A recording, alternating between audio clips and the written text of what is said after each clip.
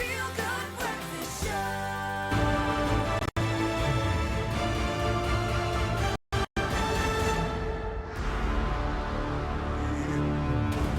Now all we need is a shirt as epic as that intro music. Oh, that's a dude in like a cozy, nearly said Cosby sweater. Definitely not Cosby sweater. Not that cozy, man. We love you in your shirt. We love you when you bring movies like this, my friend. Yes. Does it mean I'm really old if I'm this excited about Indiana Jones? You're an artifact. Yeah. Someone had to dig you up this morning. Indiana Jones had to come and find me to come and talk about this film. No, I love it. One of the greatest film franchises ever. It's back for the Dial of Destiny, and Steven Spielberg isn't at the helm, which is a big thing. Obviously, he's the money and he's also the consulting level as well. Yeah, he cares for sure. about these things still. You would have to, yeah. Director is James Mangold, the guy who previously did Ford versus Ferrari most recently. And Logan. Logan. The good one. So the guy knows what he's doing. But you know what? Let's have a look first at one of the classics. This, first came out in 1981?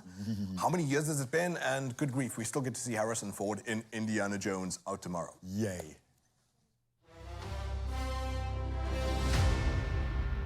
Stay where you are. Don't move. Who are these people? We need to get out of here. Are they with you? Not an inch, Miss Shaw. Miss Shaw, stop! Helena!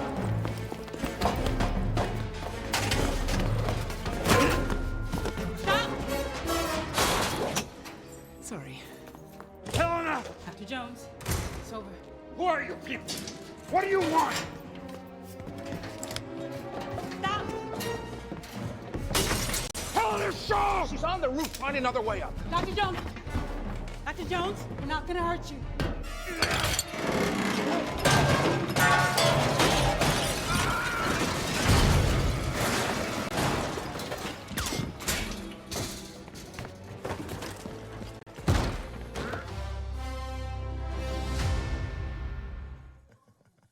Awesome. Just awesome. No time for love, Dr. Jones.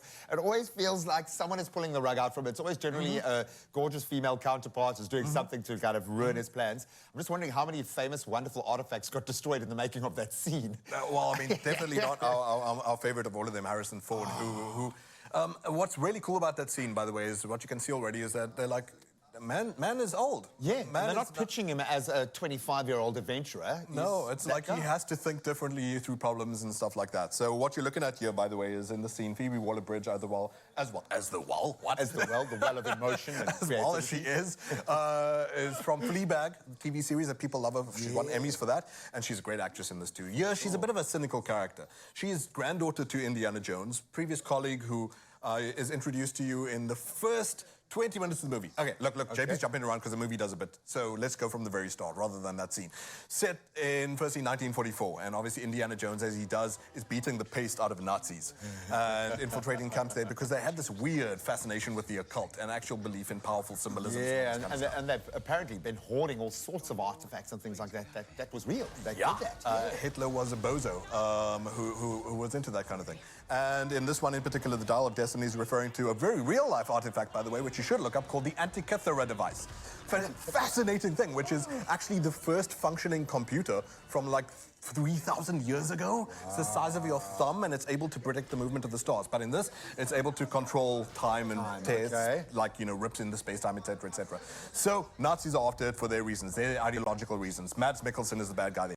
Oh, there we go. Sold. Drops mic. Mads Mikkelsen, who I spoke to, by the way, and who we'll show you that interview on Tuesday. I'm really proud of it. It's the most nervous I've been in my life. Oh, I know you and I know him, and that's And he's one of the greatest we've got. And so he's horrifying as a Nazi in this. And then on the other hand, like I said, you have Phoebe Waller-Bridge, who is goddaughter to previous colleague of Indiana Jones, who thought he was just in retirement now at the point where they're in the 60s, 1969 in particular, moon landing. You can see the 70s fashion knocking on the door there as well. And he's got retirement knocking on the door. He feels like he's losing heart. He's not into it anymore. His students yawn when he talks about the stuff that he used to find exciting, which is also this interesting allegory about where movies are going. Like, can you reboot a movie after 40 years and children today might not care about it? That's sort of heartbreaking. Because they don't have the emotional anchor there. So look, I can go into the mechanics as much as I like, but I'm doing a review here, by the way, because I've seen it. So speaking of, can people still find this kind of thing exciting? Good grief, guys. There's something that James Mangold does that makes this, in 2023, feel like classic blockbuster stuff. And I think it's the propulsiveness of the thing. I think it's the cleverness of the environment. Like the way like Indy solves problems, for example, it's not like, hey, show the camera, like showing him do the thing with his wrist and the flick and the gun and the. It's not so self-indulgent. It's very fast. It's very whip-paced. It's whip. Kind of like he is, like Indy exactly. is, yeah. It's whip smart, and it feels like a ride in the way that you might have missed from stuff like Pirates of the Caribbean, but does possibly even better than Pirates of the Caribbean. Obviously, there are moments where it sags, especially where they're trying to just explore the talky parts of it and whatever, but it moves really well. It's blockbuster, roller coaster type fun. And tell you what, you have to get another scene and get a sense of the blockbusterness of the whole feel of the thing, because it's good. And it's out tomorrow. Here it is, Indiana Jones and the Dial of Destiny.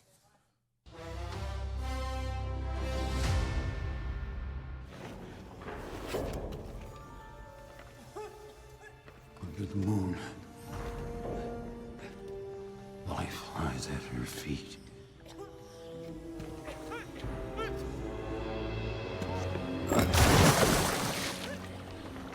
Water displacement. Get in the pool! Why? Help me open the door! Well, they didn't get out the doors. Get in the pool! Okay, I'm getting in the pool. Help me! Archimedes was fascinated by water displacement!